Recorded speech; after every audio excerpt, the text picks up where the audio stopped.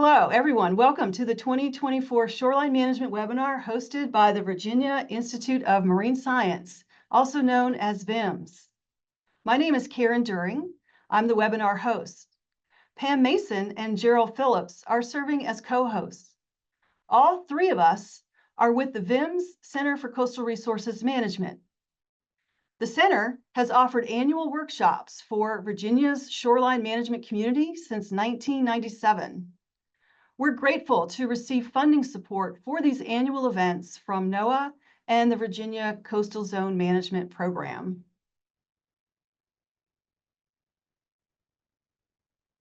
So getting to the topic of today's webinar, this event provides an opportunity for VIMS and other partners to let you know what's happening in the shoreline management arena. This year's theme of engaging the community was selected because we're working on several projects that rely on collaboration and community input. We will first hear about resilient living shoreline designs from Rachel Peabody, who is the Director of Environmental Policy at the Virginia Marine Resources Commission. Then we'll hear about 3 Center for Coastal Resources Management projects with community engagement included. Karina Nunez and Christine Tombleson will talk about mapping shoreline conditions and a new Map My Shore app to help us keep these maps up to date. Sean Gregory will introduce a new living shoreline monitoring app that's under development called Shore Watch, so that more of us can monitor the growing number of living shoreline projects over time and compare performance results across projects. Donna Vilkovic will tell us about a new marsh restoration benefit calculator called Shore Bet. And then finally, Pam Mason will give us a briefing of some recent shoreline programs and updates. This is an ambitious agenda, so let's get started. Thank you. Hi, everyone. I'm Rachel Peabody. I'm the Director of Environmental Policy at the Virginia Marine Resources Commission. This is I hold a fairly new position here at the VMRC, where I get to think about things that are not necessarily regulatory, but I can think about forward thinking and from a policy direction where we want the VMRC to go in the future. Today, I was asked to talk about resilient living shoreline designs. So I know we have kind of a mixed group of audience, so I'm going to start with some basics and then move on. But we at the Marine Resources Commission, our mission is to be stewards of Virginia's marine and aquatic resources for present and future generations. We have 3 regulatory divisions, all that are under my policy purview, which is the marine fisheries, and that division manages recreational and commercial fishing and landings. We have our habitat management division, which is the division that this group will interact with the most. They are in charge of about 9,000 miles of tidal shoreline in Virginia and 1.5 million acres of bottomlands from a permitting and a regulatory perspective. And there are 7 of them, 7 permit writers that cover that entire geographic location. And then we have a shellfish management division. They manage commercial aquaculture, the commercial wild harvest of oysters, and also replenishment and restoration of shellfish resources in Virginia. So today, the portion that we're talking to you about is our tidal wetlands. And in Virginia, tidal wetlands are managed through Chapter 13 of Chapter 28.2. And this is a model ordinance that is under the purview of VMRC. And it states the commission shall preserve and prevent the despoliation and destruction of wetlands while accommodating necessary economic development in a manner consistent with wetlands preservation. So in Virginia, we do that through a voluntary local wetlands board program in which the locality may choose to pick up those ordinances and manage the program for their locality. In the cases where a locality does not pick up the program, VMRC acts as the wetlands board for them. And you can see here on the bottom right, a good view of all of the jurisdictions for which we're looking at. You have the subaqueous lands, non-vegetated wetlands, which are mud flats, your low marsh, which is your salt marsh, cordgrass, and then your salt bush. And then we stop at the uplands, and that's when DEQ steps in. So the role of Virginia Institute of Marine Science in our permitting and policy world is they are the codified scientific arm to the VMRC in marine science. In wetlands, the two primary groups within VIMS that we work with are the Office of Research and Advisory Services and the Center for Coastal Resources Management. These scientists advise our permit writers on the scientific evaluations of projects when we request it. They will write advisory reports on projects. And then CCRM does the long-term planning, mapping, policy development, shoreline research, all of that to inform the long-term thinking of VMRC and others. So when we are looking at permit applications, we're making some big strides when it comes to living shorelines. So here you can see our 2023 structure applications, where living shorelines are definitely the top applied for structure. Just sitting at about 6,900 linear feet in 2023, riprap revetment just over 2,000 linear feet, and the new bulkheads are down at about 400 linear feet. So Virginia runs under a no-net policy, a no-net loss policy. Our mitigation and compensation policy requires the compensation of all permitted tidal wetland losses. This is for non-vegetated as well as vegetated wetlands. We work under a no net loss of wetland acreage, so 1-to-1. So for every square foot that's impacted, 1 square foot should be built. And our new tidal wetland guidelines recognize an equal ecological value in vegetated and non-vegetated wetlands. You can't have one without the other. And so in our no net loss policy, we guide the user to mitigate for both. Living shorelines in Virginia have been a concept since we've been managing tidal wetlands in the late 1970s. The concepts were there, however, we first started from a codified version defining living shoreline in 2011. And in 2011 was when we defined a living shoreline and also stated that it was the preferred method for shoreline stabilization. Our current code defines a living shoreline as a means, it's a shoreline management practice that provides erosion control, water quality benefits, protects, restores, or enhances natural shoreline habitat, and maintains coastal processes through the strategic placement of plants, stones, sand fill, and other structural and organic materials. As we'll hear a lot today, living shorelines are very important to a lot of animals and people.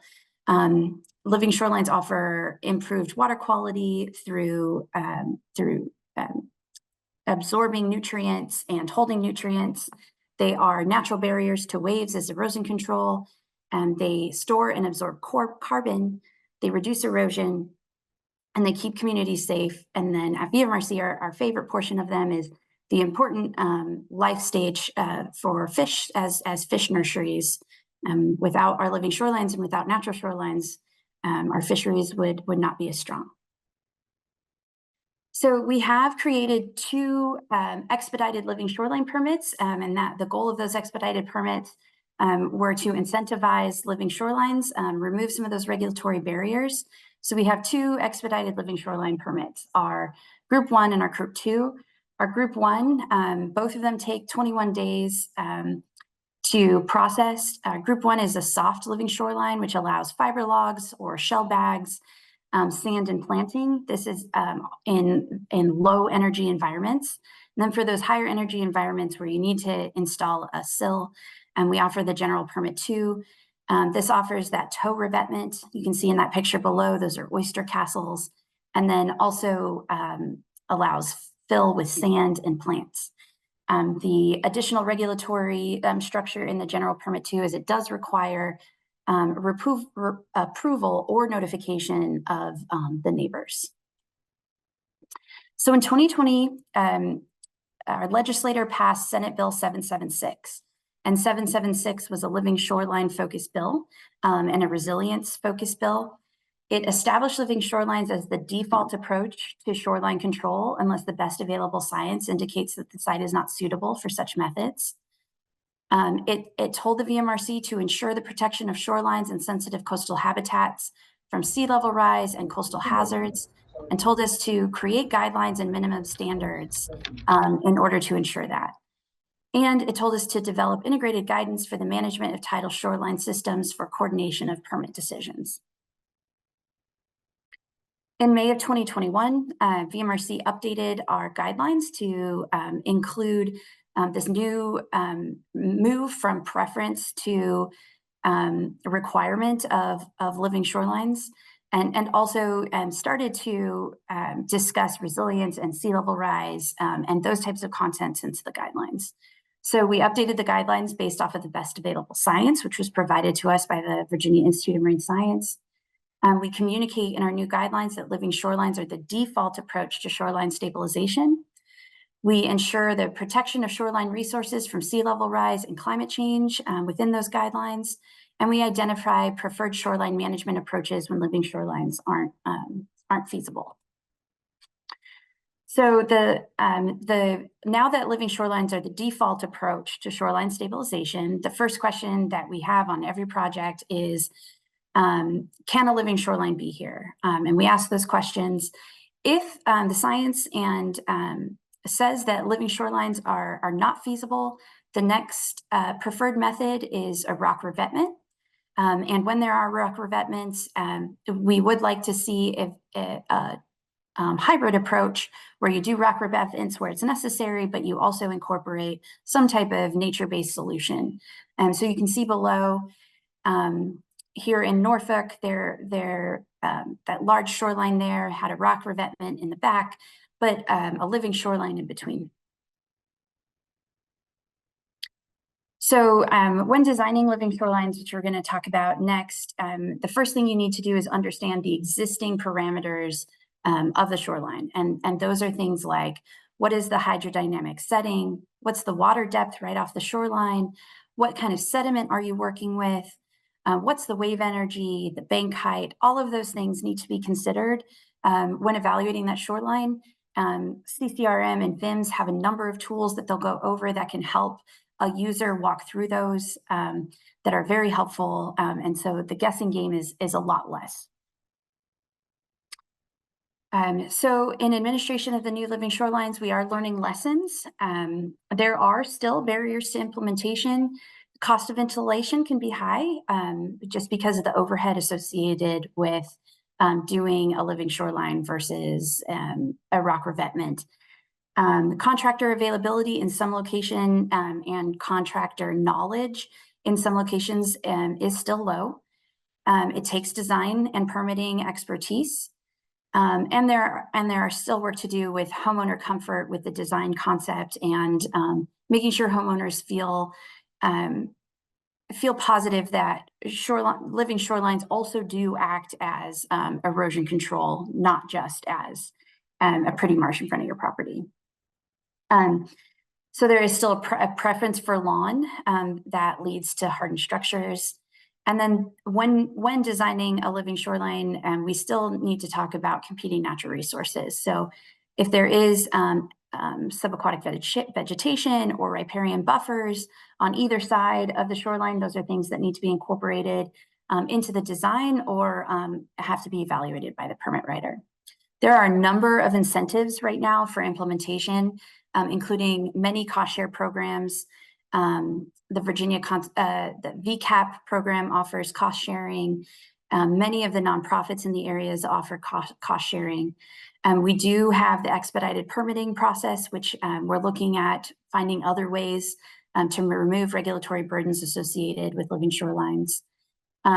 This is the only type of structure that VMRC will allow a homeowner to move into submerged lands in order to build that structure. So a property owner can extend seaward in order to build that marsh.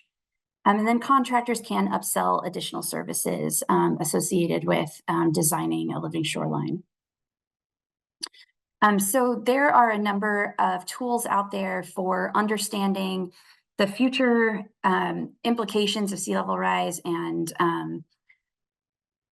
climate change on a property. And the one I recommend the most is Adapt Virginia. So Adapt Virginia allows you to click on your property. So you can see here is my property actually, and it allows you to see where the water is going to be in different time periods.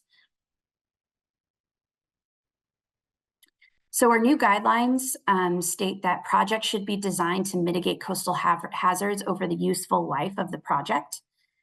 Projects should ensure that the stabilizing objectives address the most erosive conditions predictable to that site. And again, there's those tools that can help you predict what those erosive conditions may be. Project reviews shall include the 10-year storm event water levels as calculated by NOAA and FEMA. So being aware of what that possible storm surge will be in a 10-year storm level. And then the board must incorporate considerations of long-term sustainability and coastal resource resilience within our decision-making. So the next thing that we're doing after we updated the guidelines, we're starting to discuss what does that actually mean? How do you actually design a resilient shoreline?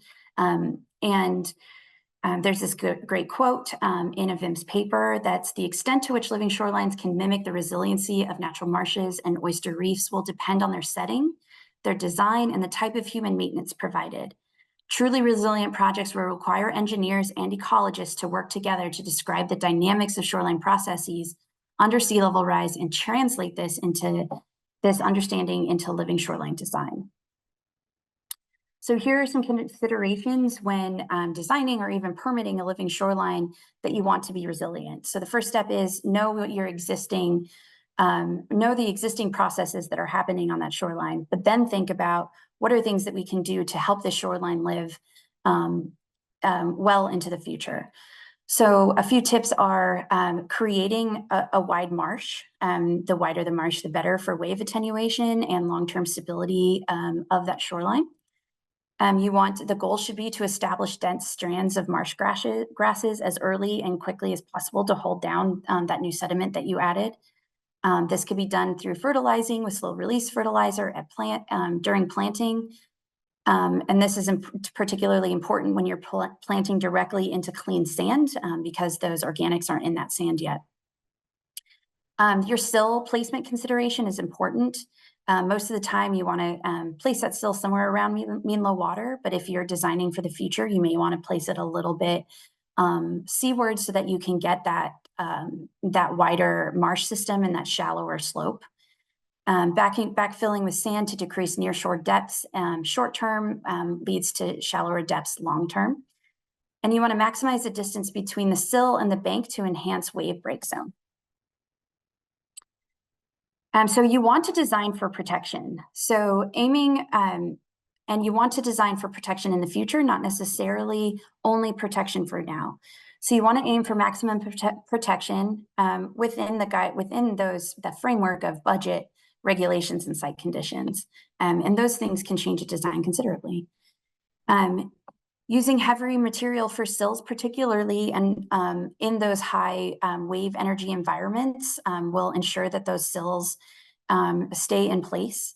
So you want to design the weight of those sills to withstand high intensity storms, and heavy material is less likely to be displaced by those waves.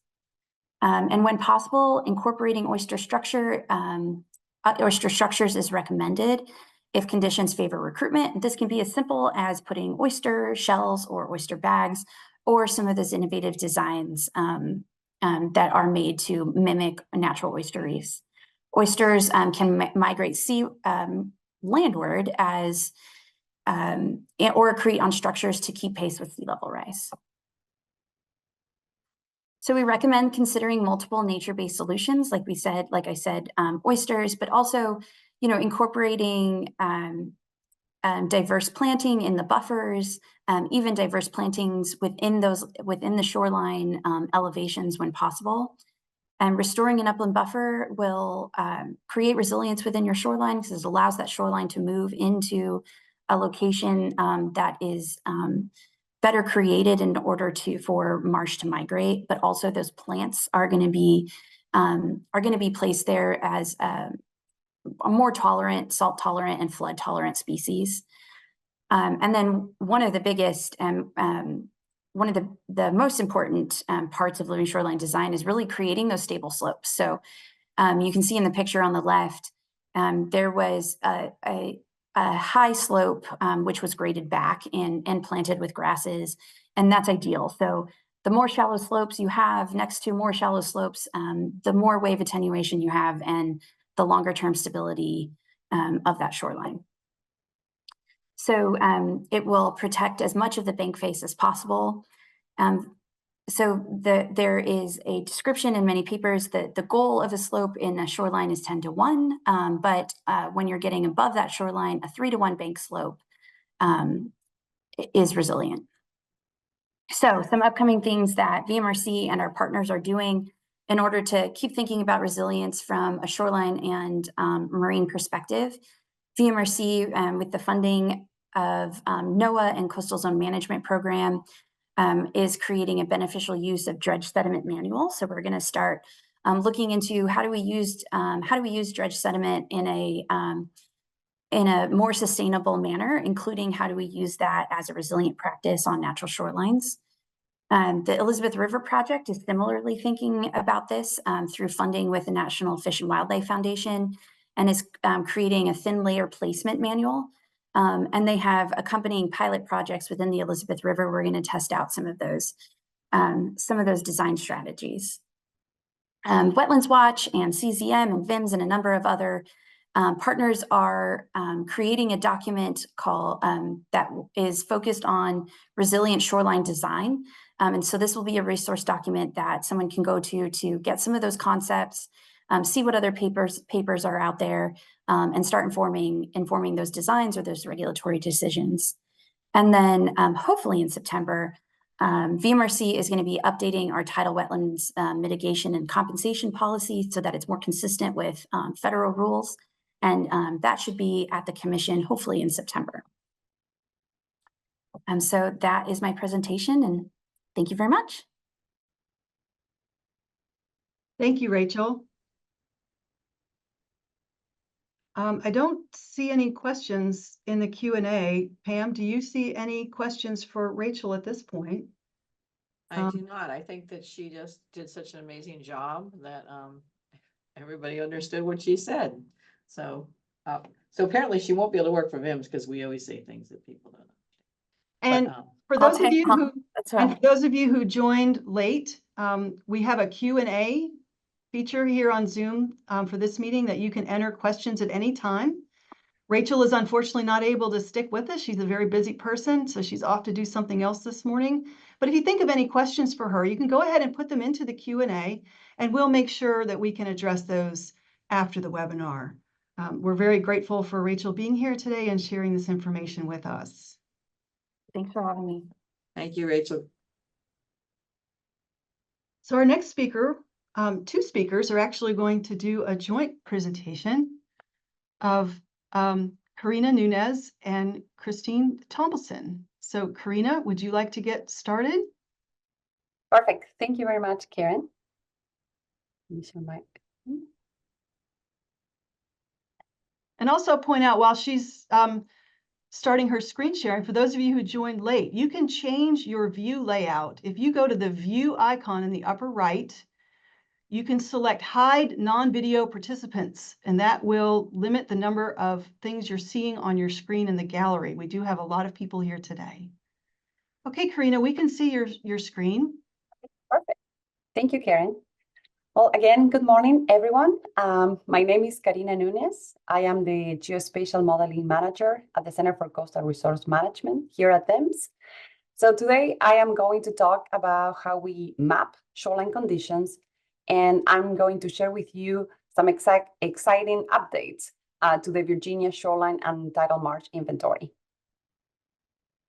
So VIMS has been generating shoreline and tidal marsh inventories in Virginia since the 70s. But what is a shoreline inventory? So shoreline inventories are maps of the conditions along the shorelines that can be observed and categorized from aerial photograph interpretation, field observations, and other available map data. The Virginia Shoreline and Tidal Marsh Inventory was originally based upon field observations. So field data were collected primarily from small shallow draft vessels.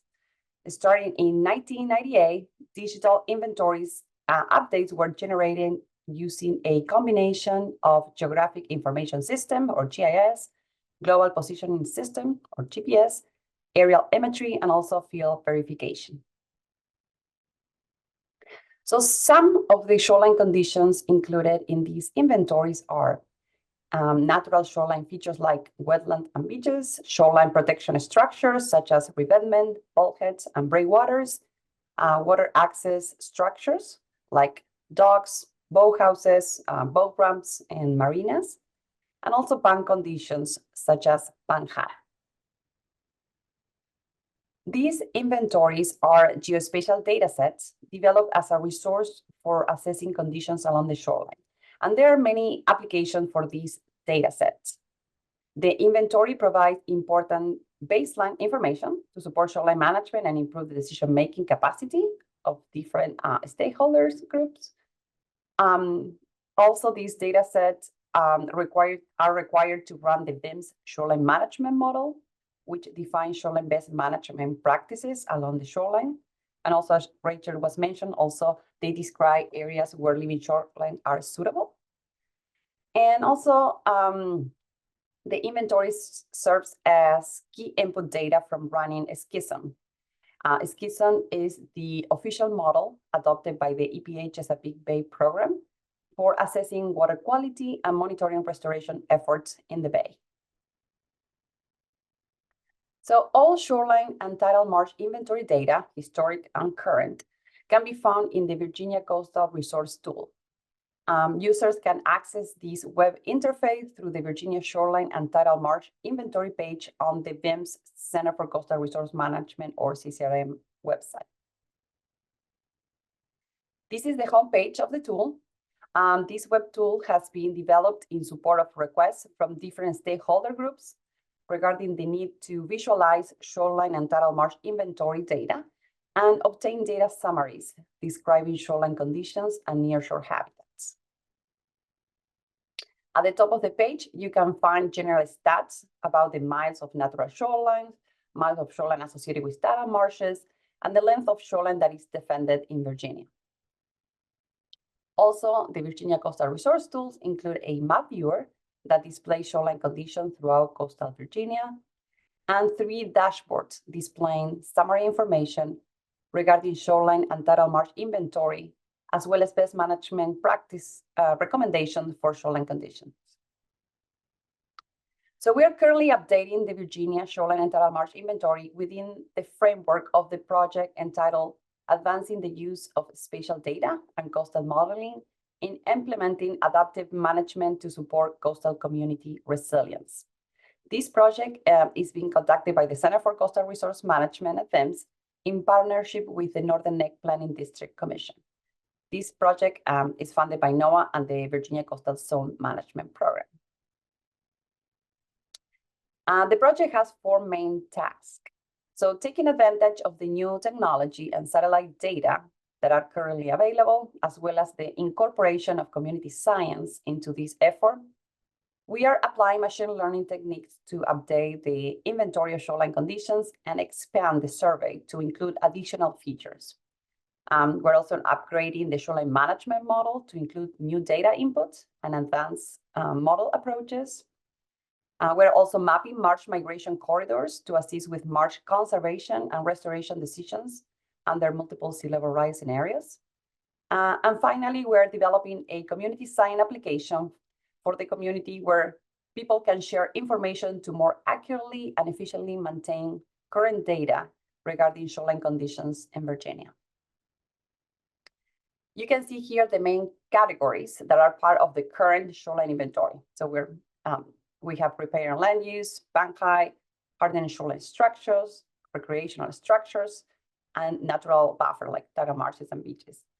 On your right in red are the new features that are being included in this new version of the shoreline inventory. These are bank slope, living shorelines, navigational channels, smart migration corridors, and dunes. So the inclusion of these new features are based on stakeholder needs to address different coastal resilience issues. As I mentioned before, the traditional approach to surveying and reporting shoreline conditions included in situ data collection and manual digitalization of shoreline features via observation made remotely at the desktop using high-resolve imagery. While this approach can generate spatial explicit and highly resolved output, the extensive process of generating such information is problematic in addressing the rapid changes observed in coastal communities. For example, the latest shoreline inventory for Virginia took 12 years to be completed, went from 2007 to 2019.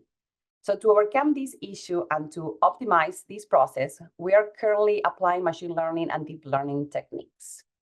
So machine learning is a field within artificial intelligence that allows computers to learn from data and enhance their performance on tasks without needing specific programming from each task. So it uses algorithms or special codes to identify patterns in data, enabling the system to make predictions or decisions when presented with new information. So we are currently applying this technique to model and predict the spatial location of different features along the coast, including erosion control structures, access shoreline structures, and tidal marshes. So let's talk now more about the community science app. So nowadays, with the ubiquity of smartphones access, enable the individual to contribute updated geoinformation that can be used to validate existing assessment approaches, such as machine learning models. So we are developing a community science application to collect and share information on what a community perceives as significant features, with a focus on critical natural resources and cultural features.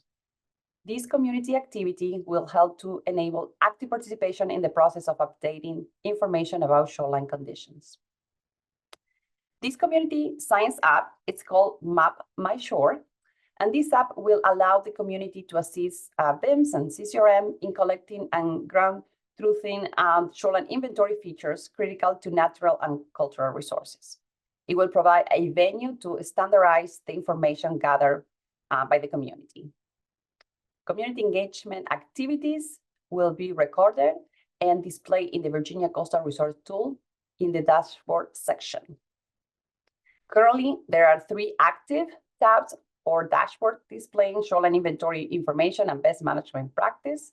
As you can see here, a new dashboard will be created and populated at the end of the project with a dynamic map, which will show points where the community has provided information.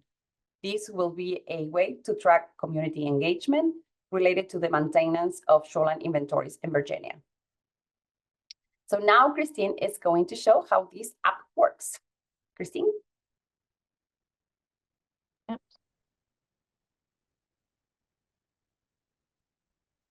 Video. Thank you, Karina.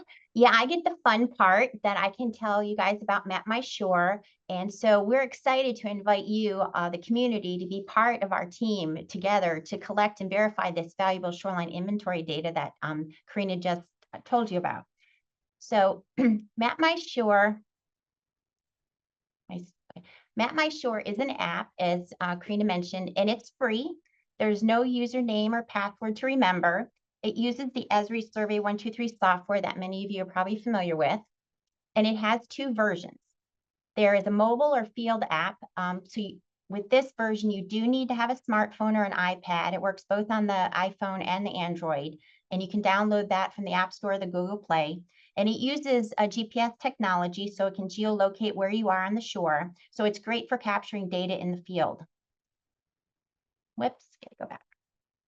We also have a web app or a desktop version that's accessed through a web link on the computer. So if you don't have a smartphone, this would be an option for you. It's also an option for people who have a desk job and don't get out in the field, but are familiar with where projects have been installed. So in this case, you only need to know the address and you can go to a map and locate a feature. And it collects the same data as the mobile field app, just in a little bit different way, which I'll show you in a little bit.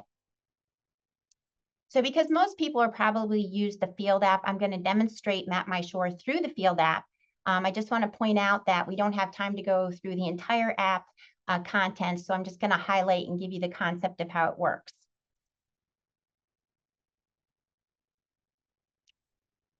My computer is not advancing. Okay, so you can do as much as or little in the app as you want. However, there are a few things that you must do to be able to use the app. And the first thing is to read the disclaimer and to say that you read the disclaimer. If you select no, the app won't go any further. If you select yes, then you'll get a welcome screen and it will ask for your name and your email, a valid email. You can put your first name if you want, but the emails and the names will not be shared publicly. It's only used for internally for CCRM if we have any questions on any of the data that's submitted through the app so that we can talk to the person who submitted it. But it is something that's required to use the app and also required to use the web app as well. Also, if you're concerned about putting your name on data, maybe you don't want to be responsible for errors or know that you know someone that submitted it, you don't have to worry about that because we're not going to connect any of the names to any of the data. That's, again, just for internal use. And Map My Shore is a tool for the community to assist VIMs in flagging potential inventory features. So all submitted features are going to be reviewed and verified before they're put onto the shoreline inventory. So when you use the app, you're not actually placing these structures into the inventory. They're all going to be reviewed and verified. So once you put your name and your email address in, then you can start mapping. And there are 7 different shoreline inventory feature types to map within the app. Coastal erosion protection structures, which are riprap, bulkhead, groins, core logs, oyster structures, and so on. Cultural features, these are features that would be defined by the user. It could be a historic house that's adjacent to the shoreline that needs to be protected. Natural shoreline buffers include tidal marshes, beaches, and dunes. Phragmites, we'd love to map where phragmites are and determine if they're spreading. Recreational navigational features includes boat ramps, marinas, docks, wharfs, and that kind of thing.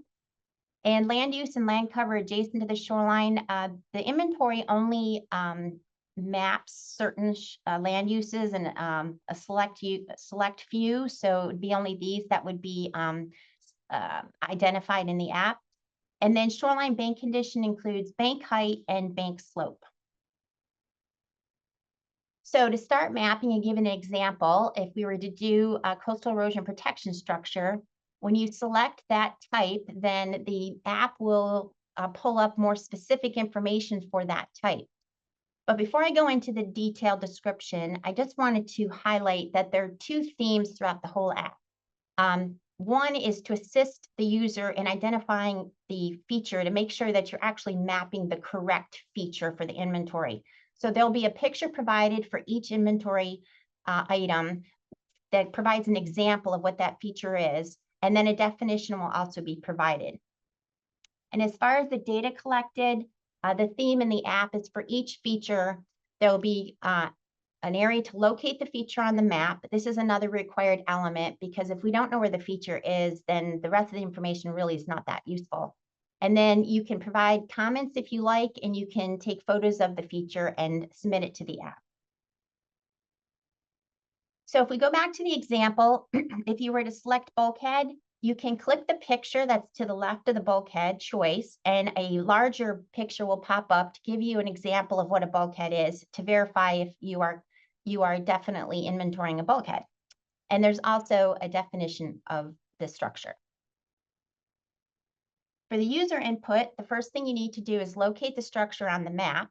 And there's a little map icon that you'll click on in the app. And the map will pop up. In the field map, it's geolocated, so there'll be a little blue dot to indicate where you're located at the time. And you have a choice. There's several different base maps that you can use. If you prefer something different than an aerial, you can do a road map or a topo. But I think the most usable map would be the aerial with the current shoreline inventory provided, so that you could see if this inventory item is already on in the inventory. So to map a structure, you would click on the icon below to draw the geometry on the map. It's very simple. The shoreline structures are going to be using a line. So when you draw where the bulkhead is, you'll draw a line on the map. But some of the other features like cultural features and the shoreline bank conditions are going to be a point, where you locate a point on the map. And then example of a polygon would be inventorying a tidal marsh area or the Phragmites. So each is different. So once you start to draw, it's very simple. Draw the line of where the bulkhead is on the map. You can click this icon to review where you put it. You can edit it if you need to. If you accept it, then you'll get a little snippet of where you place the bulkhead underneath the locate the structure on the map section of the app. And then you have the sections for comments and for taking photos. So the other features in the app are the cultural features I've already mentioned, the adding the natural buffer. And again, this is tidal marsh, beaches, or dune. So depending on what type of feature that you've selected in the app will determine what type of questions come up about that feature. So under the tidal marsh, there will be a question about selecting the dominant marsh plant, and you can select the picture on the side of the plants to have a bigger picture come up to help identify it. Again, there's also definitions as well as other questions, and you would draw on the map a polygon of where the tidal marsh is, and again, have the option to do comments and photos. Presence of Phragmites is basically outlining where you see Phragmites on the shoreline. Recreational navigational structures, features, these are the list of features that are identified. Again, it depends on which one you select to determine what questions come up on the app. Under boat ramp, we ask if the boat ramp is publicly or privately owned. Here's the land use. These are the minimal land uses that are identified in the inventory, because those are the uses that are important in the modeling to determine what some of our decision tools use. And then shoreline bank condition is going to identify the bank height and the bank slope. There is a link in the app to a website that gives some recommendations onto some phone apps that you can download that help you to easily determine what the slope of a bank is. And then in addition to all the features and the information collected on the features, we have the resources tab that includes the mobile app that I just talked about, as well as a link to the Center for Coastal Resources Management webpage that gives more information about the tidal marsh inventory and the shoreline inventory. You can also get the full glossary that includes all of the definitions that are in the app with some more. You can link to the community dashboard that Karina talked about. The dashboard is going to be our way of taking all of the data that we collect from the app and to communicate it back to the public as far as the type of information that we've received, maybe the number of bulkheads, the length of shoreline that's been inventoried, area of marsh. And again, no names will be associated with any of the data that is displayed in the dashboard. It also provides a field guide if you're in the tidal marsh section and you want to figure out what kind of plant that actually is in the marsh. You can consult the field guide, and then the mobile app website that I was referring to. There's also a About Map My Shore section that tells you the version that you're using, gives it background on the shoreline inventory update project and the Map My Shore project, the partnerships of the people involved in the project. And then there's a section, if you have any questions about the app while you're using it, you can email CCRMs directly through the app, or you can call them. And we provide some app instructions with a link to the tutorial. Now, just to go back to the web app version, this is the desktop version that you would use in at your computer. It has, again, all of the same information. It's just in a little bit different format. You still have to read the disclaimer and provide your name. But here's an example of underneath collecting information on shoreline structures where the format just looks different. You have bigger pictures and they're in boxes. And the other difference is going to be that the desktop version is based on you putting an address into the map.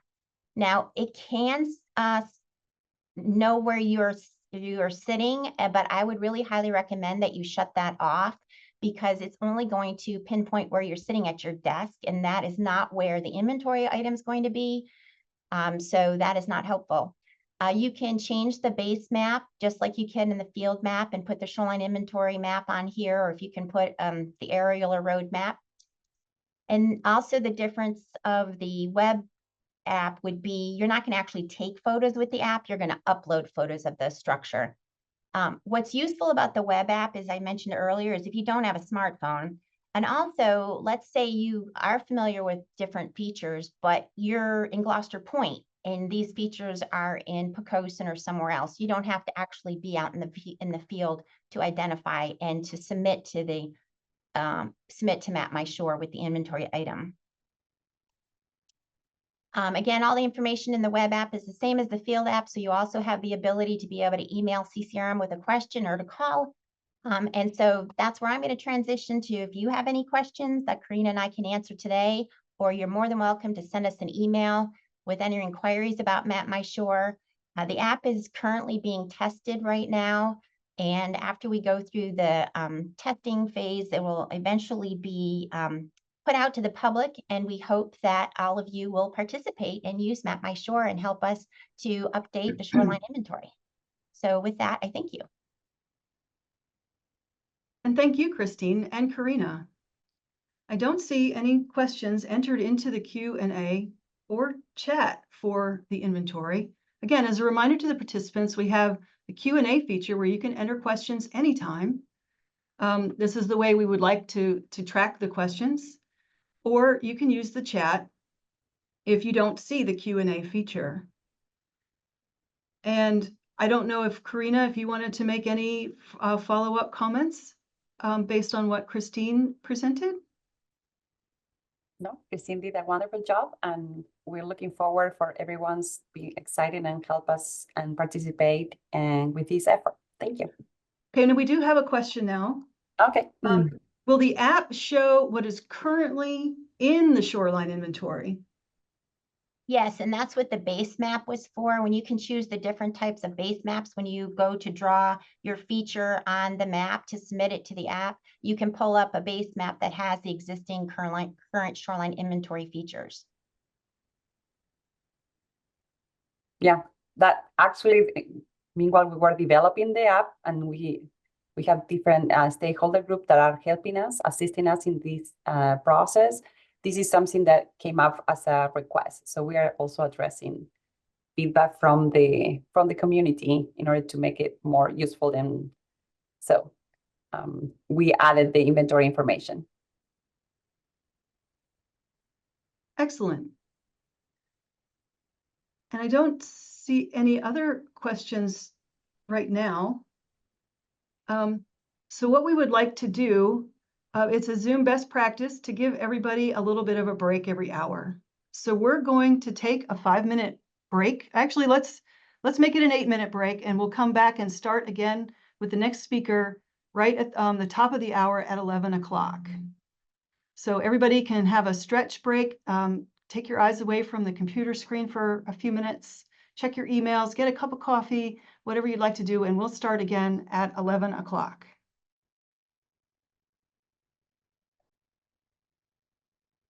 We're back at the top of the hour. Our next speaker is going to be Sean Gregory. He's going to tell us about a new living shoreline monitoring program that we've developed here at the Center for Coastal Resources Management. So Sean, when you're ready, you can get started. And you are on mute. There you go. All right. Thank you, Karen. Hello, everyone. As Karen mentioned, I'm Sean Gregory, a marine scientist with the Center for Coastal Resources Management at VIMS. And today I'll be presenting living shoreline monitoring with ShoreWatch. I'd first like to acknowledge the other members of CCRM that have been working on this project. Donna Bilkovic, Christine Tomlinson, who we just heard from, Jessica Fergal, Karen During, David Stanhope, and Corey Onstadt.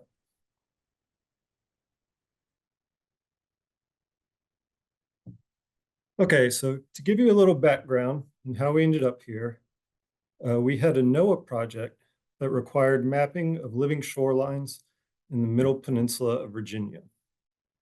Because of the amount of effort this entailed, you can see on the map on the left here, all those blue dots indicating potential living shorelines. Christine developed a simple technique for data collection that was the prototype for ShoreWatch. At the same time, we were working with Living Shoreline Collaborative to identify simple, rapid monitoring protocols that living shoreline practitioners could use to track project performance. We decided that adopting the prototype app for community data collection would not only make monitoring data collection easier, but also ensure that consistent data was being collected among sites and users so that the community could better make comparisons among sites and techniques. So as mentioned, the intended purpose of ShoreWatch is to collect that standardized monitoring data for these living shorelines. Currently, we are finalizing a detailed monitoring manual that will provide step-by-step instructions on field data collection and app use. We've designed this initial app for organizations involved in living shoreline management or application. These are those groups that are familiar with living shorelines.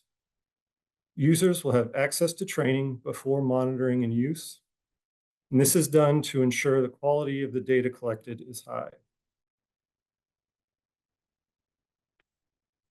The monitoring protocols were designed to require minimal equipment, shown in the picture here and listed in the boxes, that is easy to acquire and also affordable. These include the tape measures, sampling plots, meter sticks, flagging tape, poles to mark plots, a handheld device, and a GPS survey tool. The apps required for ShoreWatch are free and can be installed on a phone or tablet. GPS units, like the Bad Elves shown here, connect to devices via Bluetooth and allow for increased accuracy in the field. These GPS units may be considered an investment for an organization, depending on other uses, such as during living shoreline project design. VIMS will provide access to the Esri products, so users do not need to pay for a subscription. Behind the scenes, Christine has seamlessly integrated two ArcGIS applications together to create ShoreWatch. ArcGIS Field Maps, which is used to geolocate and collect baseline data for living shoreline elements, and ArcGIS Survey 123, which provides forms to collect and link data to created element features to track changes over time. Survey 123 forms are accessed directly through ArcGIS Field Maps without needing to open and close or switch back and forth between the apps. The ArcGIS applications do require a subscription, but as I said, VIMS will provide the username and password for access to the ShoreWatch group to the users once they have been trained. It is set up this way to ensure data integrity and security.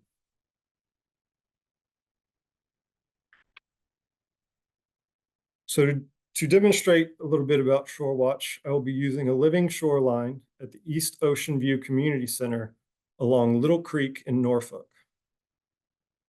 This living shoreline consists of an oyster shellbag sill with added sand fill and plantings of Spartina alterniflora and Spartina patens. Using the site, I will introduce the major steps of the monitoring protocol: the initial setup site visit and routine monitoring, in which data will be collected.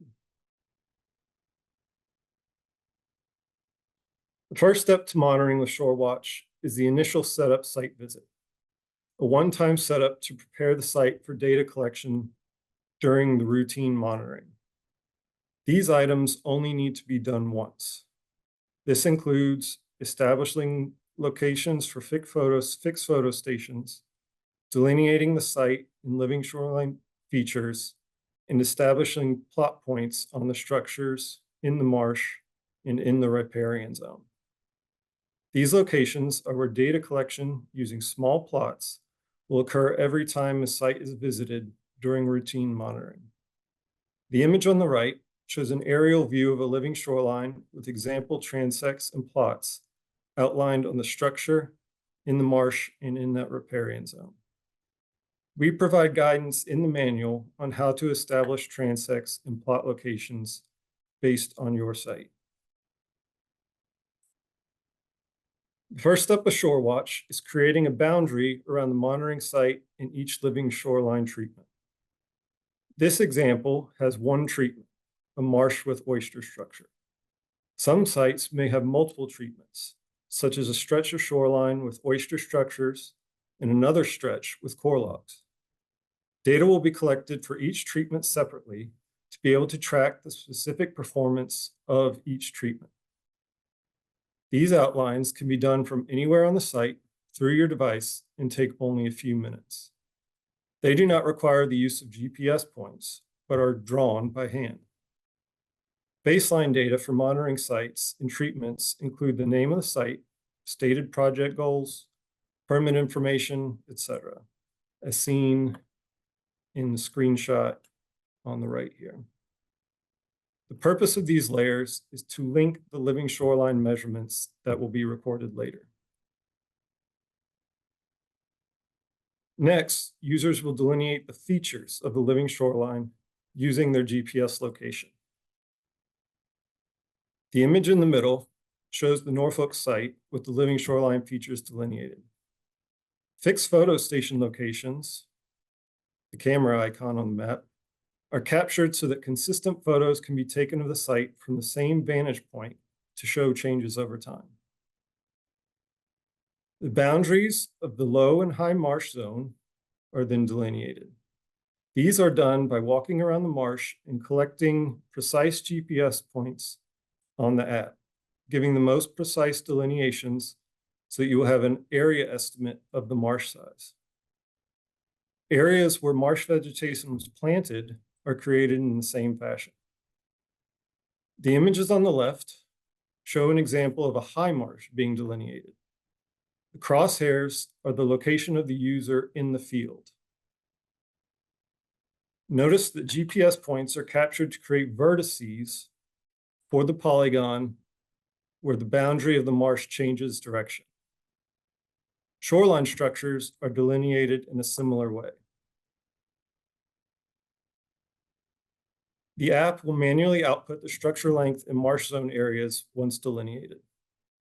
Plot points on the structures and along transects in the marsh are then captured in the app and can be marked in the field to easily locate upon return. These are locations where data collection using small plots will occur during routine monitoring. The green line is the length of shoreline protected by the features of the Living Shoreline project. There are standardized categories for features to allow for comparisons between other projects with similar features. The next step in monitoring with ShoreWatch is the routine monitoring, where data for the delineated features will be collected. There are 3 types of routine monitoring event categories. As built, the first monitoring event after building the living shoreline. Long-term monitoring, which can take form of annual, seasonal, or every few years monitoring, and post-storm monitoring. During any monitoring event, a series of performance measures can be collected. Everything is optional, so a user group can pick and choose to focus on one element or do it all. These performance measures are based on the best scientific understanding of how to track ecosystem health and development using key indicators of ecosystem function and service. For example, Marsh width is an indication of the capacity for flood and storm risk reduction. Plant cover and composition are indications of elevation and water levels, habitat provision capacity for fishes, invertebrates, and wildlife, nutrient removal and garbage storage potential, and marsh stability. The images here show monitoring team members sampling plots along the transect in the marsh and on the oyster structure. We have also included performance metrics that allow for maintenance assessment and if the site or feature is in need of immediate attention. For example, are there evident storm impacts such as debris damage? Is the structure intact, or are there dislodged or collapsed materials? Is there evidence of erosion on the marsh edge or the bank, or whether the grazing exclusion device is in need of repairs or removal? The features in ShoreWatch are used to seamlessly access Survey 123 forms to record and store data for the living shoreline measurements. Here, for example, measures collected for the low marsh zone, such as percent vegetative cover, and dominant plant species are recorded. Some data, such as the date and time of the survey, are automatically recorded. Monitoring protocols provide descriptions on how to determine measurements and their importance to the monitoring. As you can see here, some forms have images that accompany the list choices that can be enlarged for help with plant or fauna identification and provide percent cover examples. Each form also allows the user to capture representative photos of what they are recording. Ultimately, we will develop a living shoreline community monitoring website that will house all of the related monitoring materials, including the detailed manual, step-by-step instructions for ShoreWatch use, plant guides, and definitions. This site will ultimately house a dashboard to view and export collected data. We anticipate that the dashboard will be able to display summary performance metrics and highlight changes over time. For example, changes in marsh area, average oyster densities, plant cover and diversity, marsh width, oyster structure expansion, and more.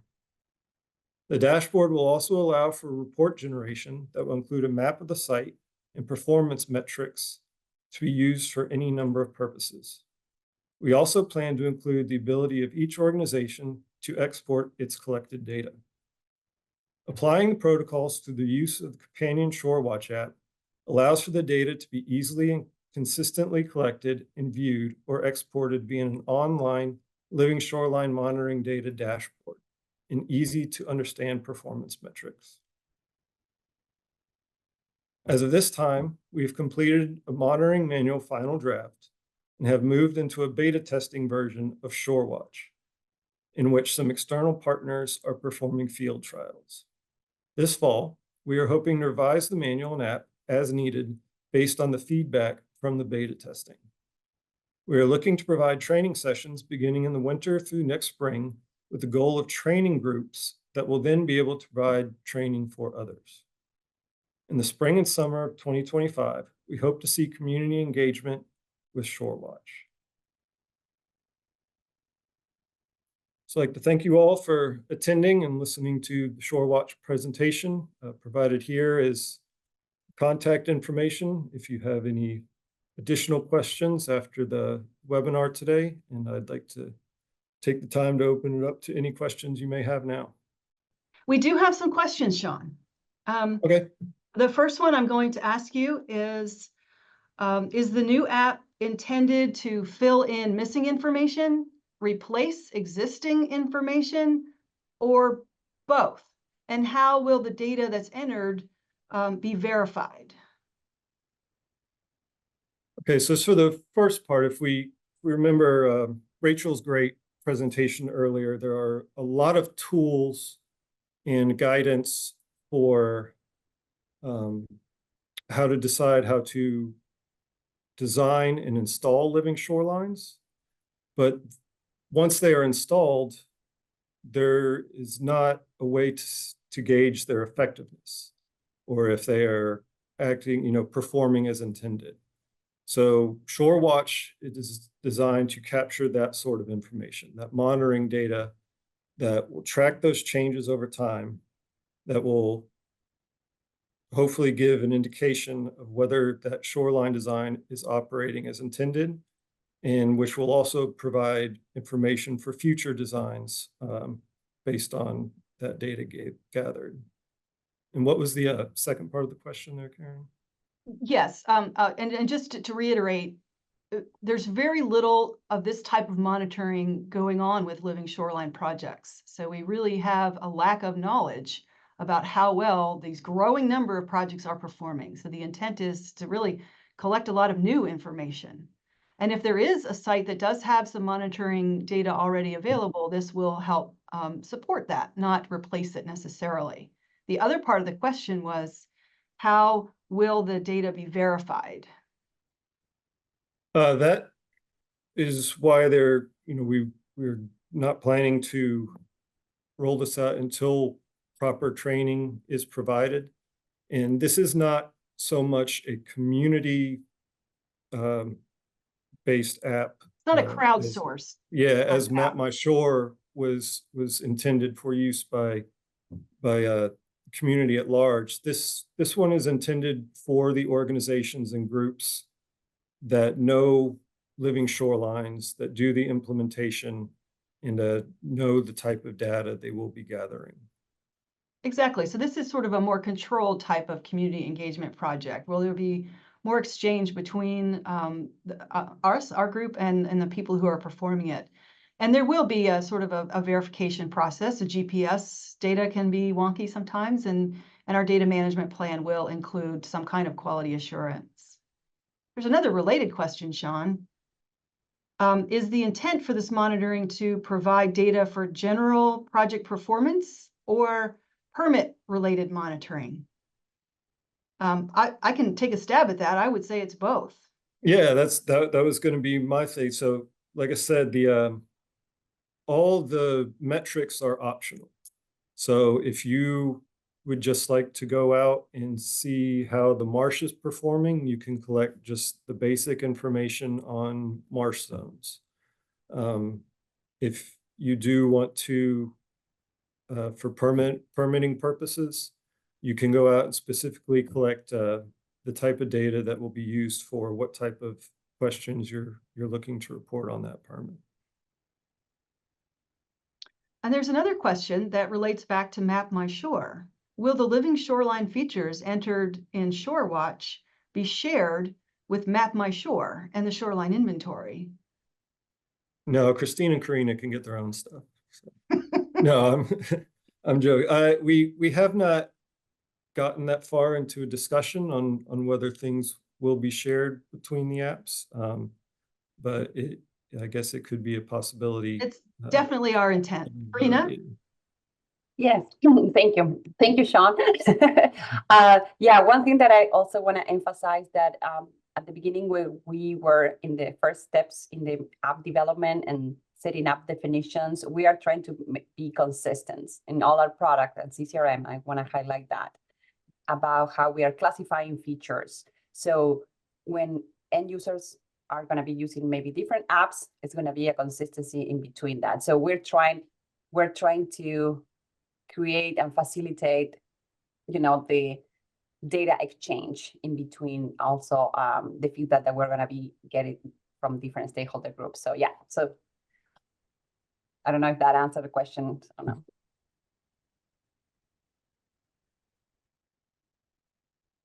I think so. Well, now we're not able to answer all of the questions. We do have some more. We will try to address those later if time allows or after the webinar. But now we would like to turn it over to our next speaker, which will be Donna Bilkovic. Donna, are you ready to join us?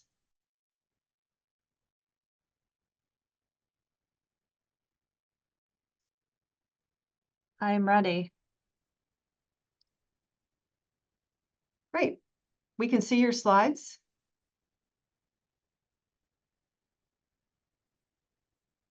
Okay. Just give me 1 second to get things organized. Yes, take your time. All right. Good morning, everyone. first, I want to thank you for spending your morning with us. I know time is precious, so we appreciate you being here. So today I'm really excited to share results from a project after 3 years of very hard work. It's a NOAA-funded project to value the benefits provided by marshes and living shorelines to coastal communities. And we'll also be introducing a decision support tool that was a product of this project. So of course, I have to start by acknowledging a whole team of people that who efforts contributed to this and support from NOAA, and a huge thank you to all of our community partners. This was really a co-production effort. From the beginning of this effort, community partners participated. They provided valuable input on our survey designs. They took the surveys, they answered our questions, and they ultimately informed the development of the decision support tool, ShoreBet. Okay, so just as a sort of a foundation, ecosystem services are generally defined as benefits to people provided by nature, and they're often categorized in these large buckets that the figure on the right illustrates. They're supporting, provisioning, regulating, and cultural. As an example, provisioning essentially is products of ecosystems that are tangible, like wood and fish. And there are several reasons to want to measure ecosystem services in monetary terms. One is that it provides this means to analyze trade-offs for better decision-making and making policies. It can provide additional motivation to install living shorelines or do restoration and conservation.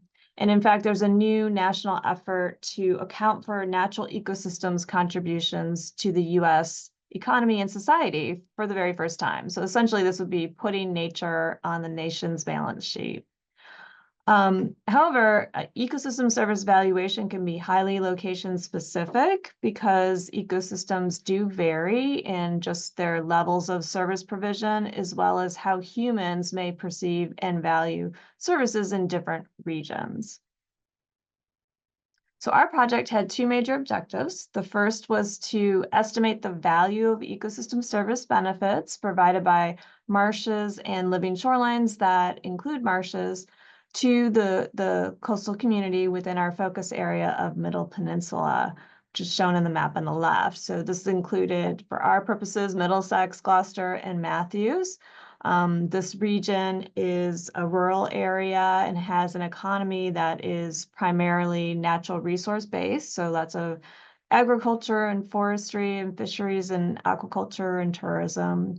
And I've mapped out here the tidal marshes, over 12,000 acres, and there's already been over 500 living shorelines implemented in this region. So it was a perfect study site for us. And the second objective was to translate the value of services into a shoreline restoration benefit calculator that would let users input information about a specific living shoreline project and then output the expected community benefits to be gained for that project.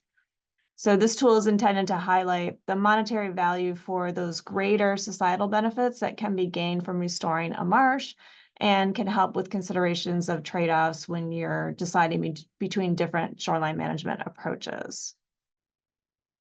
So we evaluated the value of a bundle of key services provided by marshes, shown here on the right.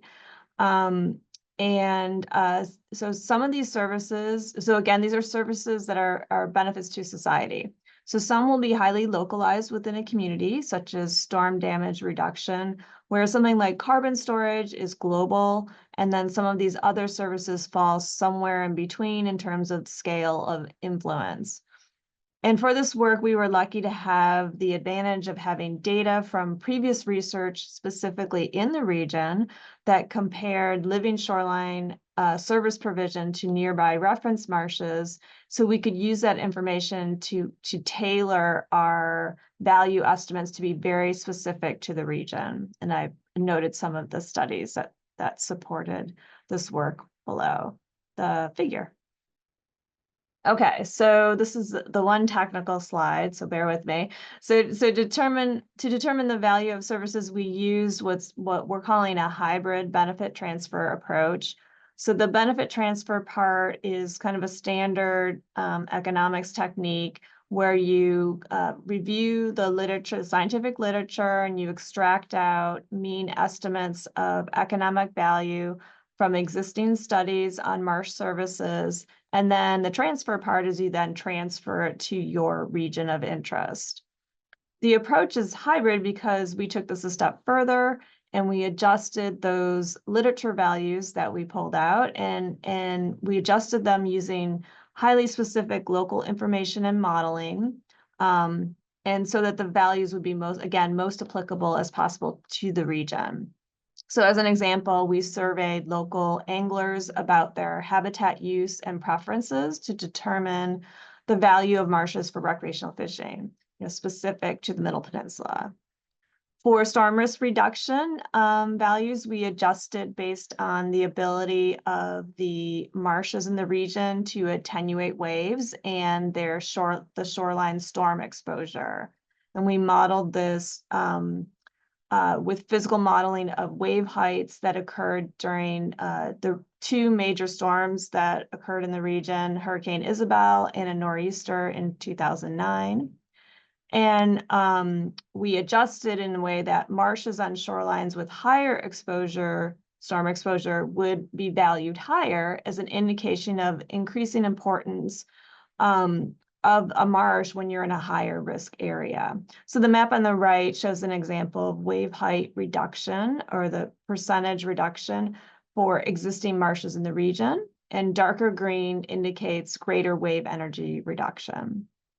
For fish habitat provision, we used observational data we had from the region and developed a statistical relationship between fish abundance and the marsh shape and size. Recreational fishing values, as I mentioned, were derived from a survey we conducted of local anglers. And then we also weighted that by distance to water public access. And then finally, we did not have local data on active carbon sequestration or nutrient removal. Therefore, for those, we relied on the literature-derived mean estimates and adjusted for the marsh area in the region. Okay, we made it through the technical part, so now the fun part. So we took all that information and we integrated it into an interactive online tool that we're calling ShoreBet, or Benefit Evaluation Tool. It took us a long time to come up with this name, so I hope you like it. And the tool is intended to, again, highlight the monetary value of societal benefits that can be gained from restoring a marsh. And this tool will provide outputs for annual and projected 30-year benefits for each service and for the bundle of services. And then the information can be easily transferred for use in project reports or proposals and other communication outlets. So we have beta tested this tool with community partners and made some adjustments following their excellent feedback. There may be some additional small changes, but we're excited to share this early version with you. You can play along at home, so you can access this tool using the website listed there or the QR code. And our next steps are going to be to build out a web landing page to house the information on the larger project and links to the tool. So I'm going to just step through a brief tutorial on how to use it, but please feel free to go to the web link and try it for yourself as I step through. So there's a QR code again in the web page if you didn't get a chance to nab it. So when you first open the tool, what you'll see is this brief pop-up window with a summary of the project and a disclaimer, and you read that and then press OK, and it will move you on into the tool. Okay, so this tool is broken up into 3 steps. We tried to keep it as simple as possible. So the first step in the tool is to locate the site of your restoration project. So you can do that in a couple of ways. Let's see if I can use my laser pointer. So you can see this yellow arrow here.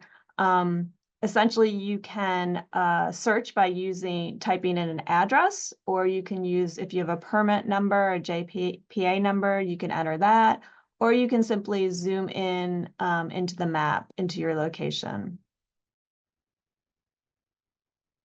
So once you've zoomed into your shoreline, and I recommend zooming in as close as possible so that you can place your point as close as possible.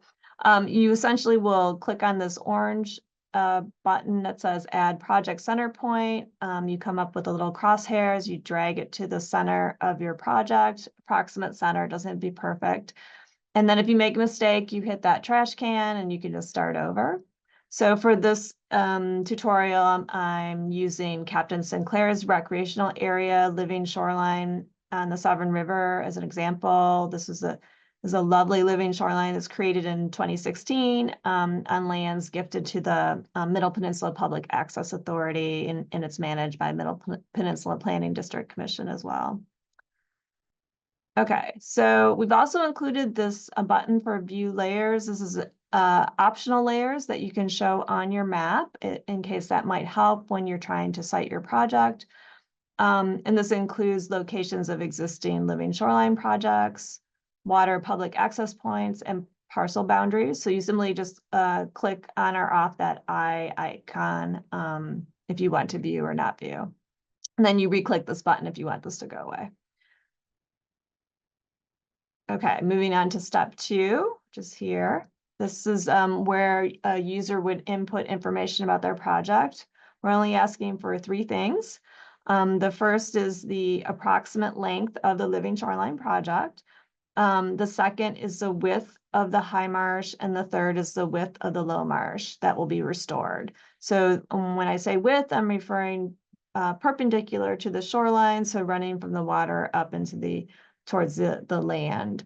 And that information should be included in designs and permits. And we need that information in terms of the width of the marsh, because that's going to dictate the value of the marsh. So the wider the marsh is, you're going to gain higher storm risk reduction value, a higher fish habitat value. So that's why we need those pieces of information. So I've entered here Captain Sinclair's information, which is the project's 1,200 feet long, and the high marsh is 40 feet wide, and the low marsh is 30 feet wide. So the next step is you click on step 3, you just click on this orange button, and it will calculate your benefits shown here on the right. So on the right-hand panel, within this screen, you can roll over these different icons, and it will show these pop-up boxes of information. So this has a description of reduced storm impacts. If you roll over these I buttons, information on how the calculations were done for the services are briefly shown as well. This upper panel shows, the meat of the content. So this is a list of all of the services that were valued. They're actually in order of how the community ranks the importance of services in the region. And then it shows an annual value for those services provided by the project you're interested in, and a 30-year estimate. Okay, and the central panel displays the estimated total 30-year community benefit value for this project. It's on the order of $350,000. And then we also included information on existing living shoreline projects in the Middle Peninsula that included creating a marsh, so planting a marsh. And these are projects from 1970s to 2020. And then finally, the bottom panel here displays summary project details, including the total marsh area restored. We also included estimates of pollution reduction per year for nitrogen, phosphorus, and sediment using the Chesapeake Bay program approved pollution removal rates for shoreline management practices. Stakeholders community partners requested this, so that I thought that was a great add-on. And we also included information about specific to the project location. So for example, the proximity to a public access, the storm exposure, the relative quality of fish habitat. We have information on social vulnerability that's extracted from an index that was created by Sarah Stafford at William and Mary. This is also included on our tool AdaptVA, if you're familiar with that. And this provides an estimate of the level of social vulnerability in a census tract based on socioeconomic data. And then the population per square mile for that location. Okay, and then in this bottom green line, we have lots of information if you need additional information. The About button has a 3-page summary about the project that can be downloaded or printed. The calculation information has very detailed explanations about the approach, the valuation estimates, data sources. Again, that can be downloaded and printed. And then this button, this print report button, allows you to create a document that has specific project information that you inputted. So it would include the location map and all of this information here. So that could be readily exported for whatever purpose you wanted to use it for, such as in reports for grants or proposals. And finally, this resources button has links for more information about living shorelines, some of our papers, and we'll continue to populate this as people start to use the tool and have questions. We'll add those resources as needed. Okay, so some potential uses that we anticipate based on our community partner input include for restoration decisions that can be prioritization, planning, and for funding, it could be a rationale for funding and aid as you develop proposals to implement projects, and as well as for communication. So even just to raise awareness about the importance of these services for coastal communities. And so in summary, for the overall project, we estimated the value of the bundle of services provided by restoring a marsh to be almost $20,000 per hectare per year. And an interesting highlight from our angler survey, we determined that living shorelines are actually generating more than 3 times the value for anglers than armored shorelines. So this is an indication that there is a potential local economy impact from our shoreline management decisions. So finally, we're hoping that the ShoreBot tool will provide insights into the value of public benefits to be gained by using living shorelines and to support shoreline management decisions. So thank you again for your time. Oops. Please feel free to reach out with any questions or comments, and we welcome any and all tool feedback, particularly the positive feedback. So feel free to, again, play around and let us know what you think. Thank you, Donna. I don't see any questions in the Q&A for you. Okay. If anybody thinks of anything, any questions you would like to ask Donna, please go ahead and put them in the Q&A. And if we have some time at the end, we can go back to the unanswered questions from all of our speakers. I'm sorry, here's a question. What areas is this tool available for? Thank you for that question. I forgot to mention that. So right now it is available for the Middle Peninsula. That's where we did the concentrated work, but the approach could be applied anywhere. And actually the approach could be extended to different types of coastal habitats, which is our intent. So our goal is to ultimately have something available statewide and to capture other habitats like oyster reefs. Great, thank you. And we have another question. Do you see this tool as valuable in addressing trade-offs in implementing one project versus another? Absolutely, yeah. So, if you're deciding you have 10 locations, but you can only fund 5, it can be an excellent tool to determine, okay, I'm going to be creating much better fish habitat here. There's greater public access. It's in an area of high social vulnerability. You know, those could help in your decision making and also making the case for gaining funding for some of those projects. Great. Well, thank you very much, Donna. Thank you, Karen. And our next speaker will be Pam Mason, who will give us some shoreline program updates. Pam, if you're ready to share your screen, we can keep going. Perfect, thanks. I'm the last speaker for today, and I am going to do just a real simple overview of some of the things that are going on in and around shoreline decision-making, living shorelines, the shoreline space. So I'm just going to touch on a few things. I'm not trying to cover everything. There's a lot of things happening. One thing I'm not actually talking about today is different kinds of funding and funding attributes. I'm going to talk a little bit more about programmatic elements. So I'm going to start first with a real quick update on the Bay Act resiliency guidance and tools. So you may or may not have participated in previous webinars that we have offered and heard presentations on some of the engagement that CCRM had with the Department of Environmental Quality, who is actually the one producing these guidance and tools. It is a required legislative update that they have been working on for several years now in response to 2020 legislation. So the update is that they have the legislation, the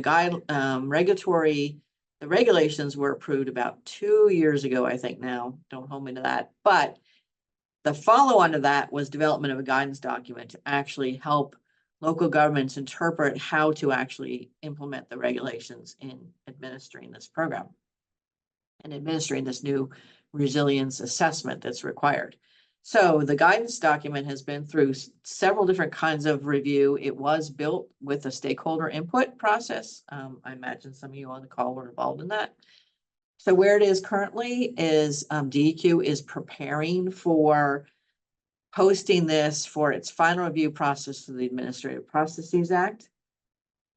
And just as a reminder, if you are interested in or would like to have more information about the role and the products that VIMS and CCRM produced, some of those products are data layers. And so there's two different ways you can access information that we had actually put together to support DEQ in this effort. The first one is a report, and you can download the report. And you can also download data at the link on the screen, and all these things will be shared with you afterwards. And you can also view the data sets that we developed through the Adapt Virginia interactive mapper tool. And if you go to that tool, website is here, and you look under the shoreline management tab, we've actually created a separate sub tab that is labeled Chesapeake Bay Program, and you can look for data that is around the 2050 projections, which is what they had actually asked us to build for them, specifically for this tool development. So I'm going to switch to the next slide.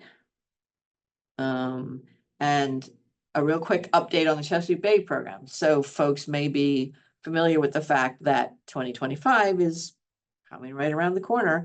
And one of the things that we had been operating under is our last signed Chesapeake Bay agreement, which is an agreement that is signed by the governors, the mayor of the District of Columbia, and the administrative EPA as a partnership agreement to accomplish certain things. And the things that we are supposed to accomplish are called outcomes, and they're listed explicitly in the agreement. The agreement we're operating under was signed in 2024. Pam, can I interrupt you? I'm sorry. You Yep. somehow turned on your captions. Oh, I didn't mean to. Can you I'm click sorry. hide captions? There we go. Thank you. Okay. My apologies. So that will expire in 2025. And so now we have a new process that's being developed right now, which is what do we do past 2025? And there's been a whole lot of effort around that date. One effort was to assess where we were relative to our outcomes. And then the second effort is what are we going to do past that date? So it's sort of two different efforts. And in the wetlands space, it's really interesting because the wetlands outcome is one that was assessed to be, as they're calling it, far off track or little progress.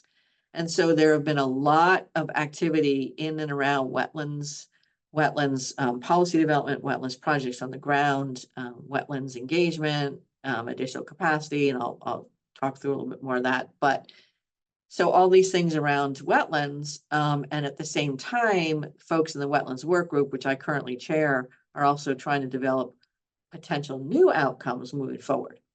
So one thing that may or may not be something that you can help us with is if, as a partner organizations that you are in or agencies that you represent, if you have plans, targets, goals that you've already sort of established for the place that you work, we are seeking input. So the Bay Program Wetlands Work Group is seeking input for those sorts of things that are already out there, so that when we look to consider helping to establish a new outcome going forward, that we can incorporate the thinking that people have already put forward. The other thing that's sort of notable is historically our outcome was just wetlands with a capital W. And we recognize that because of the differences, not only in development and stressors between tidal and non-tidal wetlands, but specifically sort of the anticipated changes to tidal wetlands from sea level rise, that our new outcomes will probably be separated between tidal and non-tidal wetlands. Happy to talk more about that. You can also click on the link at the bottom of the slide, which takes you to the Beyond 2025 Steering Committee, and there's a whole lot of information there, including outside assessments, and lots of people were engaged in this process. Perhaps some people on the call. And if you'd like to learn more, happy to help with that, or you can follow that URL. So wanted to also provide an update on the Virginia Conservation Assistance Program, or what we fondly call VCAP. If you're not aware, it's a cost share program managed by the Virginia Association of Soil and Water Conservation Districts. So this is a funding source that is appropriated from the General Assembly directly to the association, and then the association manages that fund, working collaboratively with all the soil and water conservation districts. So if you're familiar with the Virginia Agricultural Cost Share Program, which is to support agricultural conservation efforts specifically, VCAP and VAX, as we call that program, do not compete for dollars. They're two different separate buckets of dollars. Just to clarify that, sometimes there's some confusion. Projects that are eligible have to provide a verifiable conservation benefit for water quality. So there's a group of about 10 or 11 practices. What's probably most applicable to this group is that living shorelines are one of those eligible practices. So the Virginia Cost Share, Virginia Conservation Assistance Program has provided cost share on living shoreline projects since 2016, when living shorelines were added to that list of approvable projects. Since that time, there have been 76 projects approved, and the cost share on that is about $1.3 million. So it's a significant amount of funding. There are some processes in place, and there is an application that you have to fill out for the Virginia, for VCAP funding. And that application can be gotten from your local soil and water person, also probably online, I suspect somewhere, but I have some contact information. Going through that application process, the reason that VCAP has that process is so they can again verify that there's a conservation benefit for water quality. Both DCRCs, Shoreline Erosion Advisory Service, and VIMS, right now CCRM, but perhaps other folks at VIMS as well, will be involved in assisting with the review of the VCAP applications. That review, again, is to look for specifically the design as shown in the drawings that will demonstrate the likely success of the project from a water quality perspective. So that largely is dependent upon the elements of that application that speak to establishing vegetation, getting the right elevations, getting the right density, the right kind of vegetation, slopes, things like that. So contact information about this project. So at the association, it's Blair Blanchette, and her email is there. At DCR, Aaron Wendt, and his email is there. And at VIMS, you can contact me And I have put my email on the bottom of that slide. So I wanted to do a few really high-level highlights of the legislation this past session. A couple things that were interesting. There was a Senate bill that sought to change the necessary number of votes to approve a wetland board project. So when the wetlands boards vote to, approve a project, there was an interest in changing that from what is now basically a 2/3 or 3/4, depending on whether that board is 5 or 7 people. They wanted it to move it to a simple majority. It was originally submitted and then stricken by the patrons, so that bill did not process forward. There was a bill to consolidate the citizens regulatory boards for air pollution, water control, and Virginia waste management into one board, the Environmental Resources Board. I found this one sort of interesting because I've been around state agencies long enough to remember when each of those regulatory boards also had a separate staff, and there used to be the State Water Control Board and the staff, and the State Air Control Board and the staff. Well, now all the staff is together in one agency, that's the Department of Environmental Quality, but the boards are separate, and that's linked to various regulatory responsibilities that are in the Virginia Code. The boards are the ones that actually approve new regulations. For instance, the resiliency assessment under the Chesapeake Bay Preservation Act went to the State Water Control Board, for instance. That was the approving authority for that work. This effort, I'm sure, is related to an effort to simplify the regulatory framework. However, it is a fairly complicated process, and it mixes some of the expertise that might go into those different choosing folks to represent those different boards, maybe into one board that might have perhaps too much oversight. I don't know. If you are interested, you can look it up. That was continued, so it didn't move forward. There was a bill to establish a Virginia Wetland Work Group to coordinate all of the things that I've been talking about, the different kinds of funding and the projects that are going forward and the people that make decisions, and review how wetlands choices are made and setting priorities. That failed this year. I have heard that there is likely to be that might be resubmitted for 2025. Last two, there was one that did pass, and this one is sort of a smaller piece, but in order to get a professional wetland delineator certification from the state through the professional certification process, it had been previously that you had to have 4 years of experience. Now you only have to have 3 years. And finally, the other bill that passed that is sort of note is we had a special assistant to the governor on resilience.